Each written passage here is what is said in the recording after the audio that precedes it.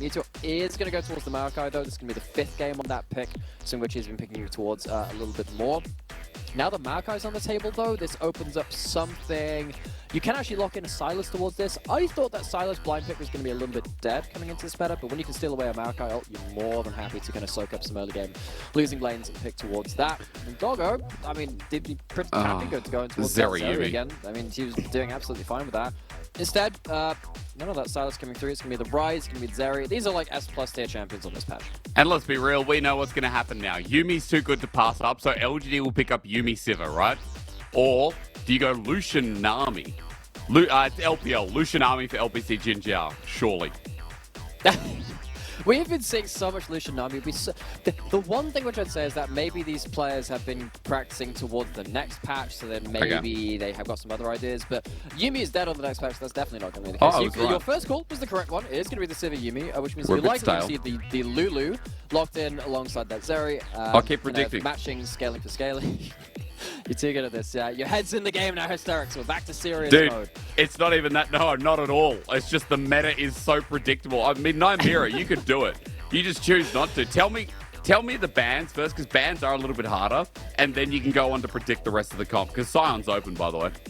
Yeah, Sion's open. I feel like that's probably pretty well. But the thing is, though, this is Xiaoxu, so I wonder if he's actually even going to lock towards that. He prefers more of his fighter archetypes, which means that you're not likely to see top lane bans coming out from Ultra Prime. Really comes down to what Ning wants to play in that jungle. He didn't pick up the Sejuani when it was available in that first game. You do need a little bit of engage still. You have some map play with the Ryze, being able to kind of zip around the map with that realm warp, but you need some kind of engage to expect Ning to pick something towards that. And that Wukong kind of plays towards that. I wonder why you're not just banning away the Sejuani at this point, though, because that's a big thing that Ultra Prime could be playing towards. Maybe they're just worried about... maybe they're less worried about that, rather, because you can just spell shield away the Sejuani ultimate onto the Sivir. Maybe you're okay with that. Of course, the Yuumi can also go towards the first item, Mikhail's as well, which does leave open the jungle conversation a little bit more open, but then again, could just go back towards the Jarvan. That works pretty well into this combo. Lee Sin against Ning. I respect that. I respect that for old time's sake. Remember, folks, 13.1. People might be being like, oh, you know, things like Yuumi and stuff on 13.1. Like, why aren't we seeing more Lee Sin? We are still in the past. So, you know, what you remember is still the truth here in the LPL is, you know what? Do it. We saw Jarvan game 1. With how that game went, bring out the Nocturne. That'll be fine. Like, I'd actually be okay with that, because, okay, we're going towards something different. That's the Renekton coming out. The thing about something like a Nocturne, when you have a Moakai and a Sivir Yuumi, you are playing reactively on the side of LGD. So actually, if you pick up something now in the jungle for Ning that can sit back a little bit and then have like huge impact once you hit that level 6, it means that you have a pretty free path towards it. You're not really going to get huge amounts of fighting coming out early from LGD, because the Moakai, not the best aggressive jungler. He prefers to counter gank, rather. No, counter jank. That's great. Counter jank. I mean, there was a lot of jank in that first game. Things get a little bit different though when you're looking something like this Tristana mid, because that is a pushing lane. It means you can't afford to completely sit back, because there's the chance of getting counter jungled. I guess Moakai's still not the best at that either. We were talking about counter pick jungle being important coming out of that first game. Not a particularly interesting one though. It's just going to be that Vi Moakai. We've seen this matchup an awful lot. We know how this one goes. Vi is the one that aggresses. Moakai is the one that responds most of the time. And when you hit level 6, it's about teamfight execution and how your team plays around these picks rather than the individual players. So talk to me a bit about scaling, because there are a lot of scaling elements on both sides. I want to know who you kind of think has the scaling edge. That is, well, it depends if things play out like that last game, because actually for me this comes down to a lot about execution. You have a shorter range comp from Ultra Prime because you got that Ryze. The Zeri gets a little bit longer range when you get that lethal tempo up. When you have a Sivir and a Tristana, the music is so relevant. But we're going into, I don't know, people remember from the Matrix, you know, going into that nightclub, guns are out, they're rotating in that triangular formation. Follow the white rabbit. Yeah. Actually, a nightclub in Sydney at one point called the White Rabbit. Oh, yeah. Next photo. Oh, every time. I can read JinJiao. I can read characters like War and... that's really good of you, sir. You can have a gold star. I'm better than that. I'm very impressed. I got so much more. But we just... yeah, it's been so long since being back in Shanghai, so I can't read as much as I used to. And it's sad. When you stop learning a language, you just go downhill really quick. Anyway, we're back in League of Legends, and everything's different. Now, these guys are going to play like top esports JDG finals. You watch the dichotomy of their League of Legends. Suddenly, everything's going to look clean. Would love to see it. So, this mid lane matchup, Ryze versus Tristana, one that gets fairly interesting. This was one of the first matches that Brisbane was picked into, actually, when it first came into Promise. It was that Orianna, really. I'm trying to remember if it was around Season 6, Season 7, around that kind of time, when Tristana started to kind of like come up to Promise in solo lanes. Randomly started showing up in top lane after that point 2 into certain champions. Very good at pushing, very good at level 2. You get very, very large amounts of damage from the bomb explosion. You land on top of someone's head with that W running. So what that does mean is that Qing can't really push in the same way that we know that Ryze very much can in this mid lane matchup, which means that LGD have a pushing lane to kind of structure their game around. Meteor can kind of move forward into River with a little bit more impunity, knowing that his mid laner is likely going to be first to that play. And that maybe gives Ultra Prime a couple more questions about where Ning makes his first aggressive plays of the game. As we were kind of talking about in the jungle matchup, Vi tends to be the one making the first play. And as we see, I think he's heading towards top side right now, full bot side clear. Last game we saw an early stop off of the Elise going in towards that mid lane, getting a first blood there. Not nearly going to be as easy this time when you have such a one-sided early pushing matchup to the side of Tristana. And again, we look at the options for Ning, you know, with the Renekton as well, Ryze, like they are lanes with CC, so for Vi as well, just complements so nicely. For Ultra Prime, we talked about their early game being some of their best part, especially in that first game. It was yakety sacks, it was jankety jank, but we had those first 10-15 minutes, that 4v4 down in River, that they won out and kind of set them up for success. So we'll have to see this time Ultra Prime with a slightly different style, what they can do before sixes. Meteor right now thinking about options towards bot, but there is a ward there in River that'll spot him out as he tries to rush through his Krugs and get Doggo and Baolan as they push up this wave. That ward wouldn't actually spot Meteor if he went right now, but again, this is the nature of the Moakai, especially when you don't have follow-up in your lane, something like a Nautilus or something like that. The Nautilus flash Wing isn't really enough to secure a kill, so most of the time you're kind of waiting for a little bit more setup. A bit more CC in this top side though, if Ning chooses to use it. Times out the Q though, won't have that cooldown available at this point. Is he gonna wait around in another bush? First game, sat around the bot lane waiting for the play. Ning waiting for that Q cooldown. Might do exactly the same towards the top side of game 2. Wrong brush. Coming in for the gank. Okay, it's gonna be a 2v2, but think about Vi's damage this early on. Ning fakes the back instead, going in for the gankers. Ghost is there. Vault Breaker needs to connect. Is it going to? Yes, it is with the stun up as well. But hang on, Ksante things happen, and he survives. He's not meant to be this tanky this early on. As Ning flashes in for the kill. That's a nice move with Red Buff.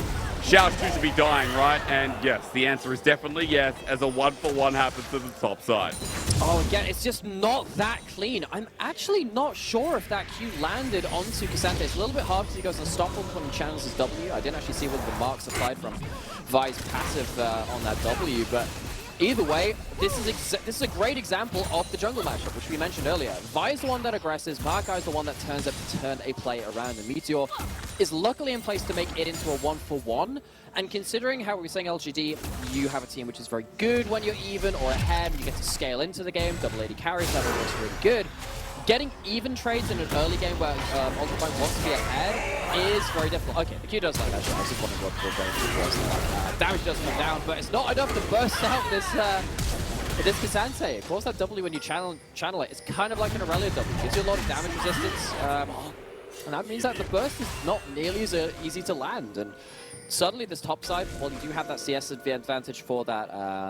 Renekton. The gold is going to be even-ish with the first blood going down towards Xiaoxu and that top side, meaning that even that matchup which you were playing towards early, haven't got everything you wanted out of it. Even though, you know, the kill goes over, at least Hery was able to TP and catch that top wave because CS is still sitting in his favor.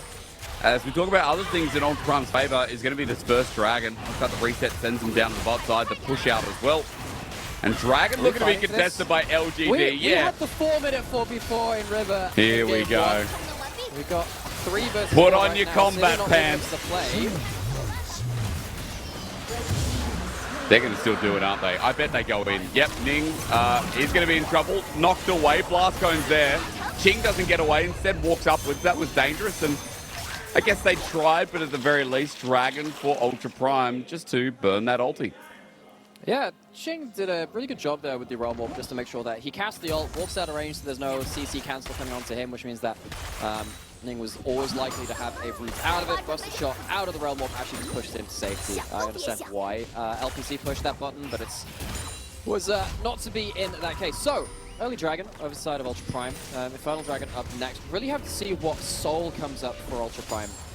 Because, of course, one of the great things about playing towards early game against more scaling compositions is that sometimes the objectives just help you out in that regard as well. Of course, scaling teams do fight well before they're able to. That's probably one of the reasons we just don't see casted in every game.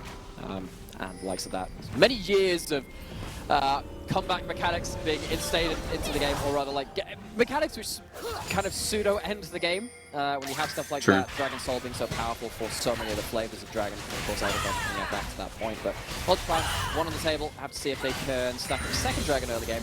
That's when things get put into question for LGD. 2 Dragons stacked against you, particularly on a good Rift, can make things a little bit difficult, despite having a composition which can be very, very strong in that late game. You've got to get there first. Yeah, again, you know, insurity there is Haichao just going to take a small burst. Ning is waiting, but this is a Tristana. Now, even with that ulti, buffering still exists as Meteor is going to be doing blue buff while Ning thinks about top side. Remember, he's got a level lead, but he will be spotted on this control ward going up top. So, Xiaoxu should be fine just walking it back while, I guess for now, Ultra Prime just chill out and just hold top side priority before Herald because that's now spawned. Yeah, you can see that Ning there. I think he was just waiting to see if Haichao could, was going to jump in on top of the Ryze. Because, of course, if you use your W to go in, not going to be able to buffer that to go out. Throws the bomb, but with the understanding that Ning is in and around the river, Haichao not going to be falling for that. Because Haichao, despite the loss in game 1, got a lot of gold on that Jace through an early advantage. Not found the same advantage kind of gifted to them from early play so far. We have a cross match coming on. Herald being started up for Ultra Prime. What that means is that because, you know, everyone's top side, 2v2s are free to trade. See if there's any kills coming out of that one. Herald looks like it's going to be secure by Ultra Prime, but can they get the retreat? Well, they are going to get the Herald. Absolutely. Hery probably didn't need to ult. I guess he wanted to threaten them off. And there you go. Yet again, LGD arrive late and decide to call it in right as the objective goes. I think that's probably the right decision, though. Renekton is one of the best Herald fighting champions in the game, particularly if you're starting the objective. You get to kind of auto-attack the Herald. You don't take that much damage from taking either because you can just dodge his auto-attacks. What that means is that you end up getting an awful lot of rage. You don't really want to fight against 2 empowered abilities around the Herald at this point in the game. So LGD, I think that is the right decision to not fight for that, but at some point you're going to have to square up and make sure that you're not giving over every objective, because again, you've got to get to that late game where you have double AD carries firing from such a long range away. If you're giving over all of these Dragons and Heralds are free, things get very, very difficult. Hery has the Herald himself, it's not on Ning. That's important to note, which means that it pretty much has to go down in this top lane. Knowing that, Ning's heading towards this top side as well, seeing if he can once again time things right. They're missing ping in this top side. I think Xiaoxu spotted him. I don't think our observer showed it, but as soon as Ning was in that brush, there was a missing ping going down. And so LGD either have really, really, really good Spidey senses, or Ning just got caught out as that wave slightly pushed up. So unfortunate, at the very least, Ning backs away, and the wave shoving in means that Ning is going to try and put the Herald somewhere else. The intuition is, look, Dragon's not spawned yet, and you have a wave crashing with the Herald in this lane. Likelihood is that Ning is interested in this lane. Let's just not throw anything back off from the wave. So Xiaoxu not giving over free wins. Now the Dragon is spawning in a bit, which means that you understand that Ning is probably towards bot side. And actually, if he is top lane, Xiaoxu probably wouldn't care, because his team would be able to stop that early Dragon stack, which we already talked about being a difficult thing for LGD. So watch what happens in a... Why are we getting a replay of that? What? Oh, we're getting man. a replay of him missing the cannon minion? LPL observers are Why rough. is that valuable? Because they watched game 1 with us. They are absolutely based. Observers, I don't know, pay rise, after what they experienced. They went through game one and they're like, you know what? -1 in chat. Cannon salute forward up for the lost cannon. So base. So bloody base. Okay, well, I think he missed the whole wave there. We're getting it all in mid. Hery does have the... I don't think you really want to go for that too much, but 2 dragons to the side of Ultra Prime now, and it's a mountain rift. That's really important. That is very strong soul, especially when you're going for big team fights. Then looking over the wall, forced out the ultimate spell shield from LPC, but Ultra Prime, I think they're very happy with how this is going now. You managed to get some plates onto your solo laners, managed to get them shared between the Ryze and the Renekton. That's more than fine. The 2 dragons started up. The Tristana and the Sivir, they're not ahead of the game. They're not at the point where they can kind of freely coast into late game. LGD, questions being asked of them now of what they can do. We're still heading into this mid lane, but not able to do that much. And Ultra Prime, this is now where we need to see a clean mid game. Early game, once again, as we've talked about an awful lot from this team, gone pretty okay. They're in a good position now, but game 1 was almost unlosable. They gave it a good try. What can they do in this game 2 to make us feel a little bit better about it? I mean, the problem is right now, just talking about LGD, like that play in mid is a great definition of this team. Both junglers are constantly hovering around mid, but you saw there from Meteor, he was waiting for the gank. Haichao jumps in before any coordination of Nature's Grass, right, Nymaera? And then Haichao jumping in doesn't seem to take the flash ulti like someone like Xiaoxu would. Someone like Knight on Tristana, I'm sure, would as well. Like, there is a difference right now, and I guess you talked about identity earlier on. This team is struggling with confidence as well, as that mid lane play is just like the perfect example of a team that doesn't want to take, I guess, risks that could benefit and really blow this game out of proportion. Yeah, and the very first game of this split from LGD was almost a perfect game versus Renekton, who have been proven to be actually a fairly strong team at this point, sitting at their, I believe, 2 and 3. Something 3 like rather, that. I think. Something like that. They're in that kind of 3 and 2 rather. Yeah. This is and LGD didn't give them any kills in their very first game of the split. Now, they ended up losing that series. It was a very tense game 2 in that one too, but it really has felt like that's as good as it's got for LGD in this split so far. They've very much struggled to, as you said, kind of find a way to cleanly play out mid games. Their identity so far has basically been good early game, Ning having some impact around the map, but then struggling to capitalize on that. And in this series so far, they have not really advanced beyond that point.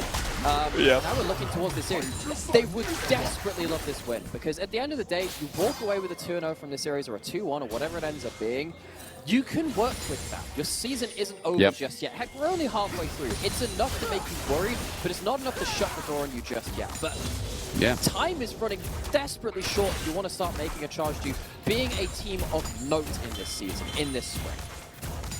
And again, you know, we've been talking about halfway through. Well, we're not even there yet. Like, as soon as teams get to their 8 series in total, that's a nice little cap for a lot of these teams. But we're going into week 5 now.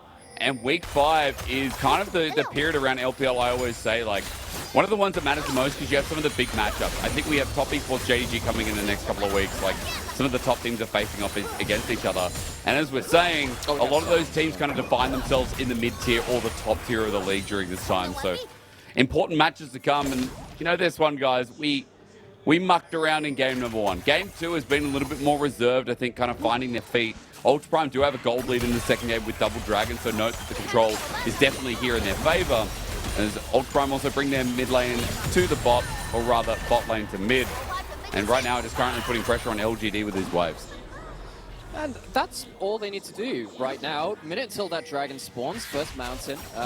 LGD, they go towards this herald. I think this is okay from Ultra Prime's perspective, because if LGD are stopping up towards this herald, that means that they're not on bot side controlling vision. It means that they're going to give themselves a bit more difficulty in trying to play around this soul point dragon. Or at least the one, the soul point rather than the actual soul itself. Which means that Ultra Prime, they get that, they get themselves the extra stats from that dragon, they put themselves up for a very early soul for the next 5 minutes on a potentially game-defining objective. 30 seconds to go, Ultra Prime, they're getting their, they've got their vision down, they're getting the resets in, getting the maximum fighting power for this dragon. And LGD, I don't think you can afford to let this one go. I think that's a real risk, but the question is, are you ready to fight yet? You have 1 item spikes onto everyone but your support, which is kind of the expected state of affairs at this kind of timestamp. And they are heading through enemy vision now. The question is, can they actually find themselves an angle onto the objective itself without Ultra Prime giving them too much to be worried about? Well, we'll find the answer to that question as Dragon now spawns. Meteor with his ultimate up and available, one of the tools we'll see starting off the fight as LGD coming around as a 5-man unit.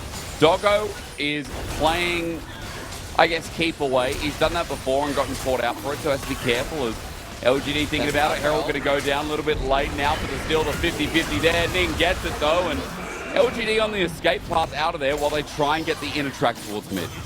They're getting the Ryze all out too, which means that they're not gonna. It means that LGD are not gonna get this mid lane out turret most likely. It's gonna be a good chug, probably not off. So LGD, this was the big trade that you made. You took second Herald in trade for losing the ability to have a better setup for that dragon.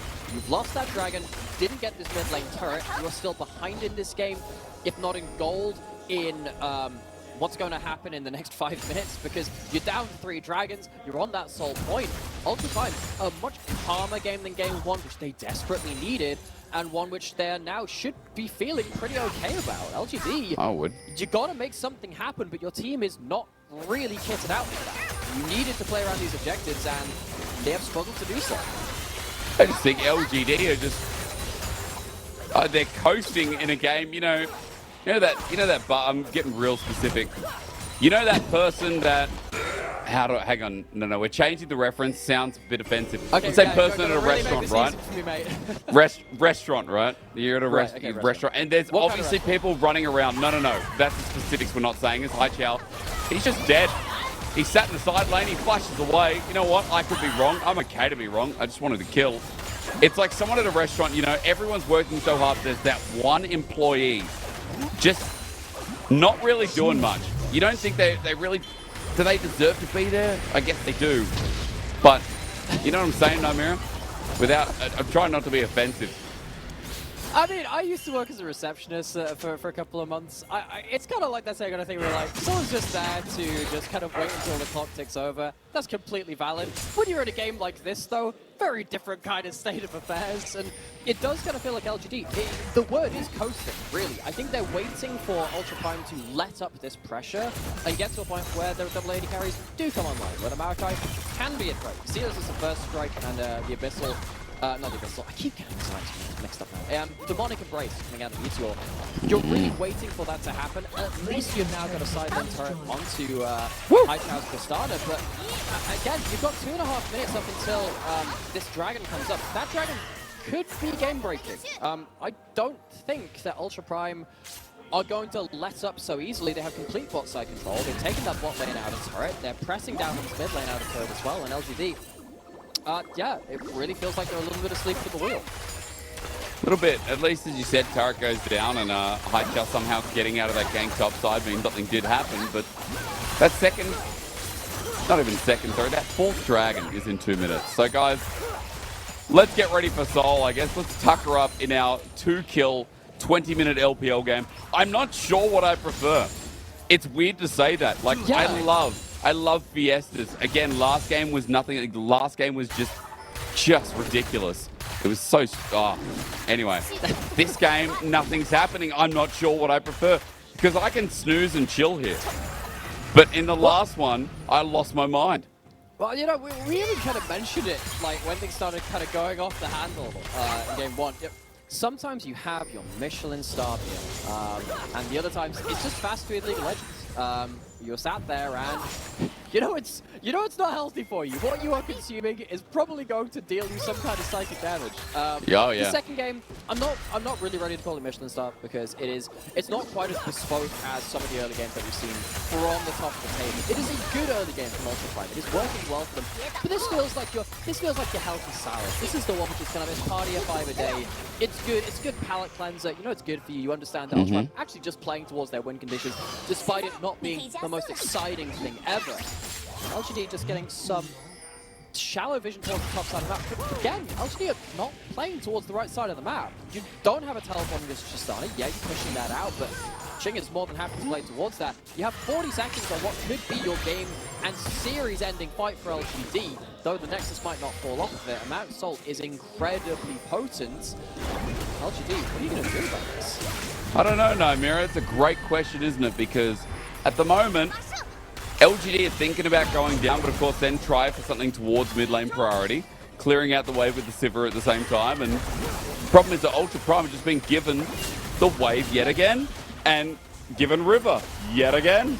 Yeah, Meteor does have a decent breakpoint, a level 11 secondary ultimate, very strong of course. And of course those saplings, those bush saplings, how much work can you get done with that? That might be enough to tip some Doggo, oh my god.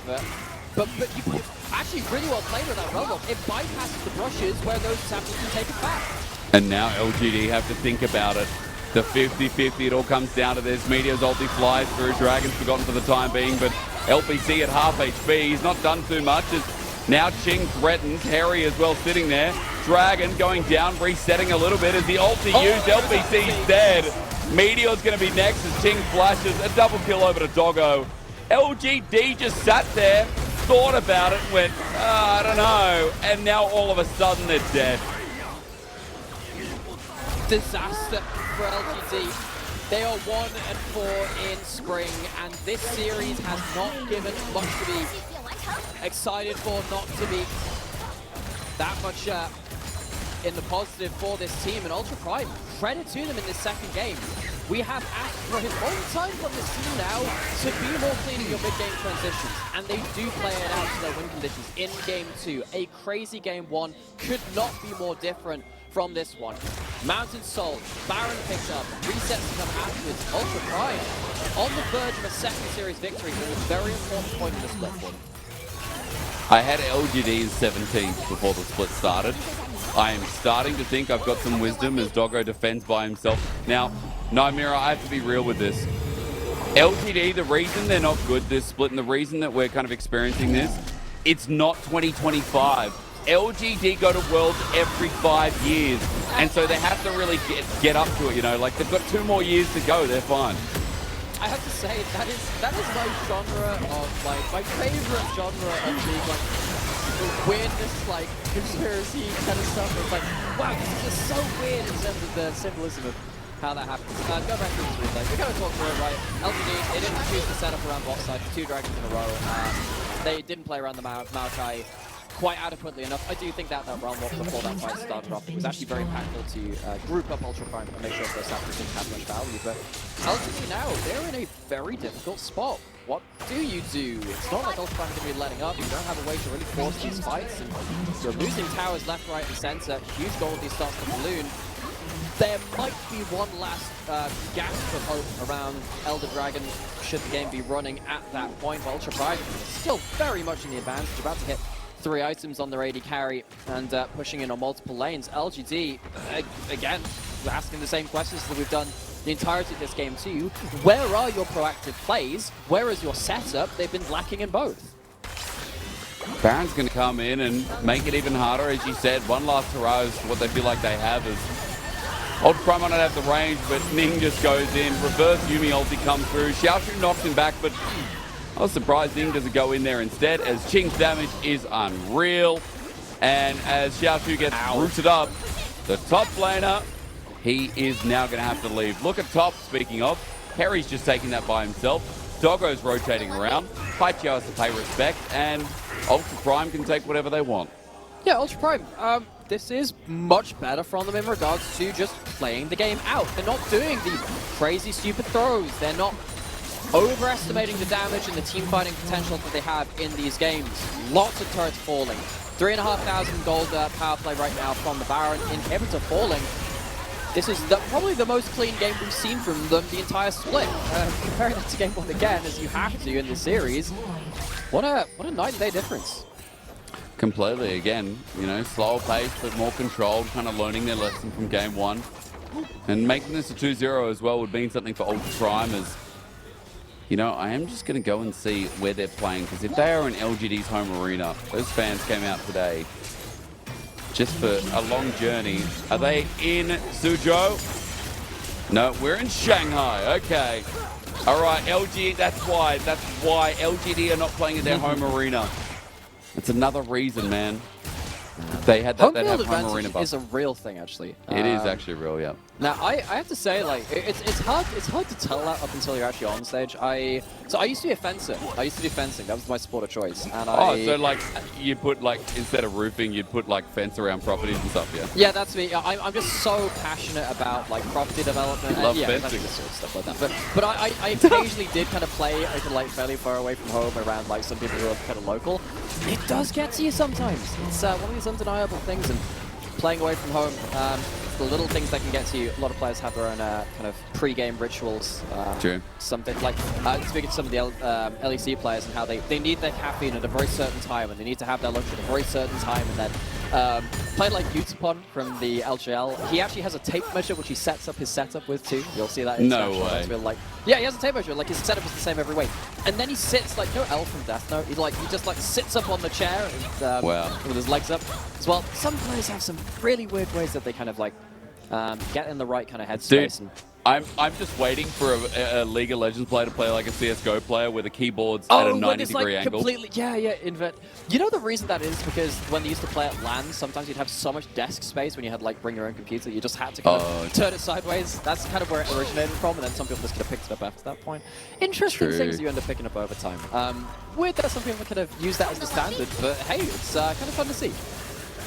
Look, honestly, I think there are so many crazy setups, like, and I speak from experience of LPL, where I have just seen the largest keyboards to life brought by players on stage that take up so much space that they wouldn't have the luxury of doing something like that. But I'll wait for the side keyboarders. Ultra Prime have run out of Baron, but they haven't really run out of cares because this game is still theirs in the taking, as no one can match Qing, so he continues to split push against Haichao with the rest of Ultra Prime down in bottom lane. 20 seconds till Elder. This is the thing we should talk about a couple of minutes ago. There is every chance to flip over an Elder, and if you lose an Elder flip, any game is potentially winnable. But you got to be able to get there first, which is why Ultra Prime, again, playing around the right side of the map, vision push up into the enemy jungle, making sure that they can punish LGD for walking into their own side of the map in their own jungle. They haven't really managed to chunk anyone out just yet. Apart from off screen where Haichao almost got one shot as Ultra Prime turned the engage because of it, knowing he won't be able to come in, man. I mean, we've been given a lot of stuff over to LGD, but Ultra Prime in this game, as you said, so much cleanup. They are dismembering this team, and now with the Realm Warp into the base. Taxi! End the game. Like, they do deserve this win. Absolutely. This is a very clean win. Now, LGD probably should have chosen the standard fight at some point. Make an aggressive play. Yes, it's too little, too late. They can't stand and deliver. Staring down the barrel of a 0-2. This is the most inactive game from LGD I've ever seen, but the most proactive game from Ultra Prime. A 2-0 means so much as we talk about getting to the middle of the standing. Ultra Prime are going to revel in this as they take down LGD. This was a team comp which thrives in late game, double long-range AD carries, but you have to get there. LGD felt like passengers in that game. Sightseeing around the rift, looking around those objectives, just going down in front of them. It did feel as though they were, as a team, disconnected and unaware of where they should be playing around the map. They were rarely in the same side of the map when those objectives, in the minute before those objectives went down. But seriously, on the other side, you know, Ultra Prime, they took the victory that was given to them. It took the easier path that was given to them. They played it out in, as you said, a very proactive way, and they will walk away with a 2-0. And they will also walk away with some memories of that first game, which all of us will have multiple emotions connected to. But that game too, at least it does something to soothe those worries we've had for that team. At least, like, you know, we get to see, you know, the best of, like, Ultra Prime when they kind of come together and play past an early game. Like, the way they closed out that game was clean, where we talked about mid-game being one of their biggest weaknesses, and I'm really glad that, you know, Ning was able to hold on as well, and we kind of just saw a very refined version of the team where game one was nothing of the sort. Again, big dichotomy to playoff, but I think Ultra Prime should be pretty happy with the second game for sure. Yeah, and as we move into the second series of the game, series of the day rather, we have the potential of more teams ending up on just those 2 wins. Suddenly, Ultra Prime is level with them. And everything before this point can kind of be forgiven if you carry on as you did in that second game and you kind of build off of that, where you're a little bit more clean. You understand what your win conditions are, playing around those neutral objectives, understanding how your compositions come together. And despite teams in that, first 5-6 series moving towards that halfway point in that split of those 8 series, as you were talking about so much through that series, that doesn't matter if you're at the same series score and you just play better for the rest of the split. That is the one saving grace here, despite our grievances and kind of hang-ups, I suppose, on these teams in the first few games they've played. Well, at least you're right. We can forget the first game. And I'm looking forward to I'm looking forward to RA versus OMG because there's a lot of promise there. We're in Shanghai. We're going to have an interview. I hope the question that comes out of, let me just look, it's Christina today. If I was the interviewer, I'd be like, so what happened in game 1? Like, what was that chase down? And why did you go the wrong way from the Nexus? And they'll be like, oh, we thought we could get a kill and everyone loves kills and at the end of the day, that was kind of our intention. Look, I'm not going to speak for the players. Of course I'm not. We're going to wait and find out. At the very least, I just love, you could probably clip out little bits of these kind of post-game bits where you could just see that, the light in the eyes of Hysterics just faded a little. Like the spark inside, you could tell that something has hurt you, Jake. Something has hurt you. So you get through the post-game game. It had 2 pentas in that game. 2 pentas. Absolutely absurd. People will look at that and be like, oh my god, well, the caster not getting hyped for the pen.